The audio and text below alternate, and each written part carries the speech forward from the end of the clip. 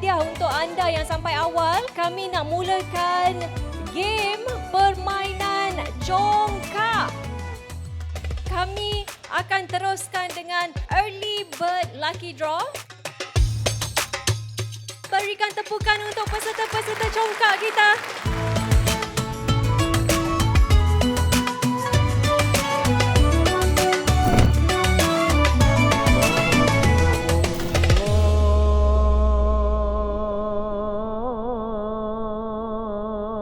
Bismillahirrahmanirrahim. Allahumma lakasumna wa bika amanna wa ala rizkika afdorna birahmatika ya arhamar rahimin.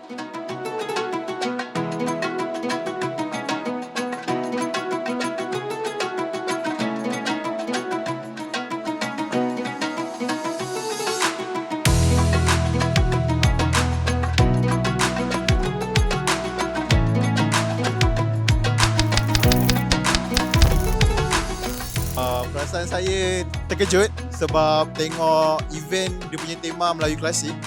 So dia bawa satu experience yang kita kembali kepada nostalgia raya-raya 90-an lah. So mantap.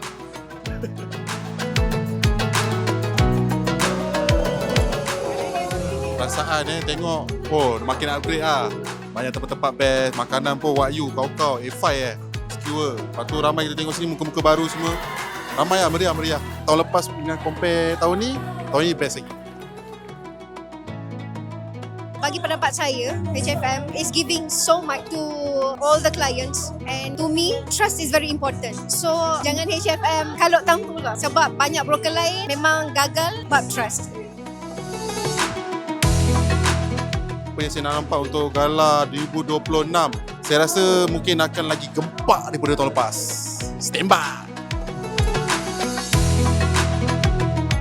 Untuk trader-trader Malaysia, Jangan lupa untuk daftar HFM Royal Gala. Jumpa korang pada malam Royal Gala HFM 2026 nanti.